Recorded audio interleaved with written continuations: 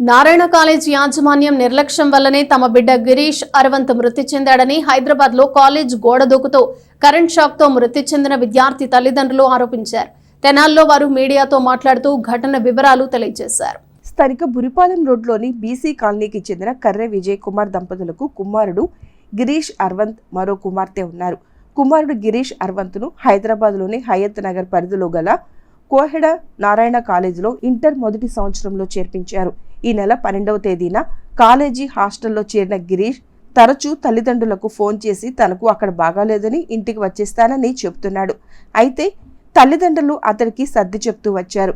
ఈ క్రమంలో గత గురువారం అర్ధరాత్రి హాస్టల్ గోడ దూకి వెళ్లిపోయే క్రమంలో విద్యార్థి గిరీష్ కరెంటు షాక్ తగిలి మృతి చెందాడు. విషయం తెలుసుకున్న తల్లిదండ్రులు అక్కడికి వెళ్లి మృతదేహాన్ని తెనాలి తీసుకువచ్చి అంత్యక్రియలు పూర్తి చేశారు.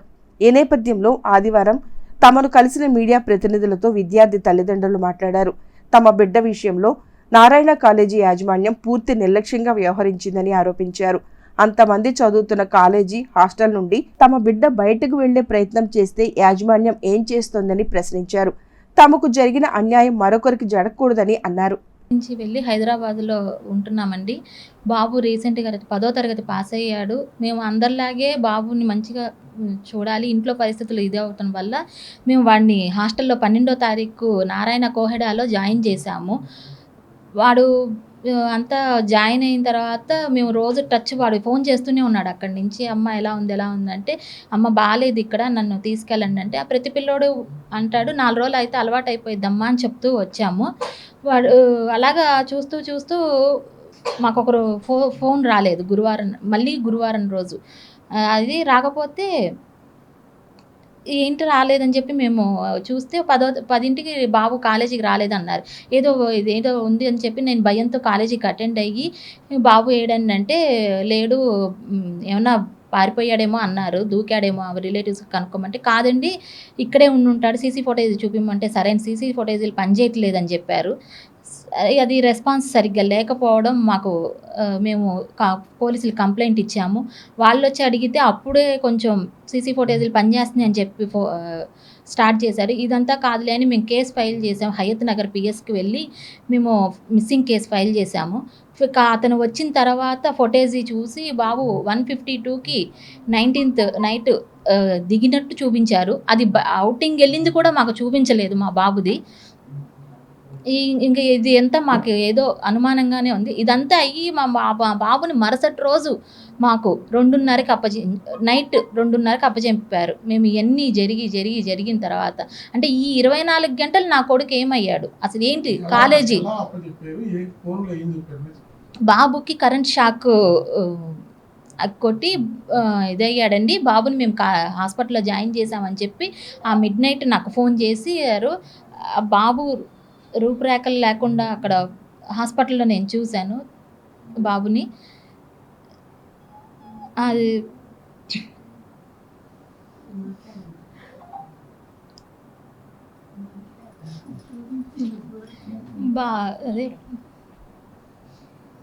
అది 24 గంటలు గడిచిన తర్వాత బాబుని అలా అప్పచెప్పారు.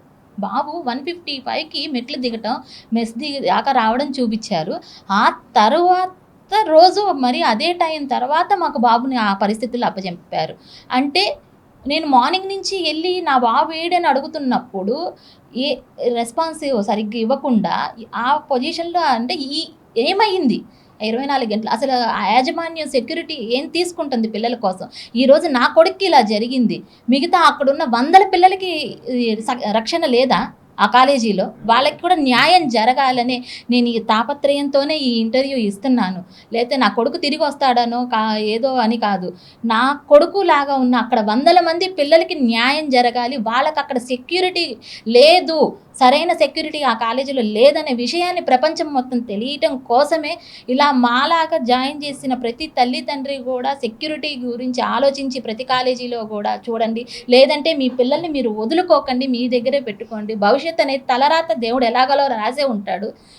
ఇది న్యాయ పోరాటం కోసమే నేను ఈరోజు మీ అందరికి తెలియాలని అక్కడ జరిగిన విషయం మొత్తం చెప్తాను. మొన్న నైట్ వెళ్ళిపోయాడండి బాబు. రెండో రోజు రాత్రికి మేము వెళ్ళిన తర్వాత 8 గంటలకి మళ్ళీ రిటర్న్ గోడ దూకొచ్చాడండి. రిటర్న్ గోడ దూకేటప్పుడు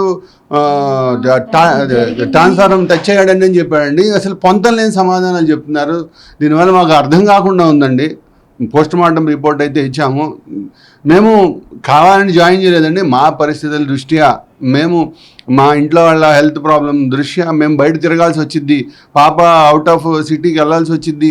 మేము బాబుని సరిగా చూసుకోలేమని ఆ టైంకి వాడికి ఫీడింగ్ ఉంటుందో ఉండదో అనే ఉద్దేశంతో అక్కడ టైంకి తింటాడు, టైంకి కూర్చుంటాడు అనే ఉద్దేశంతో చెప్తే మాకేదో డబ్బులు ఎక్కువయ్యో ఇలా కాదండి. మా సేఫ్టీగా వాడు ఉంటాడు. మేము బెంగళూరు ఎటో వెళ్ళినప్పుడు పాపని జాయిన్ చేయడానికి అనే ఉద్దేశంతో మాత్రమే జాయిన్ చేసామండి. పొంతం లేని సమాధానాలతో అసలు కనీసం ఈ రోజు వరకు వాళ్ళ వైపు నుంచి రెస్పాన్స్ లేదు, ఫోన్ లేదు, ఏం లేదు. నిన్న హాస్పిటల్ దగ్గర కూడా అందరూ ఇంతమంది మా పిల్లల ఫ్రెండ్స్ అందరూ వస్తే 2-3 అక్కడ కాలేజీ వాళ్ళు వచ్చి వాచ్ చేస్తున్నారండి. వాచ్ చేసి అక్కడికి ఇన్ఫర్మేషన్ చేరేస్తున్నారు. ఒకడు ఫోన్ చేసి అక్కడ ఉన్న ప్రిన్సిపల్ ఫోన్ చేసి అయిపోయిందా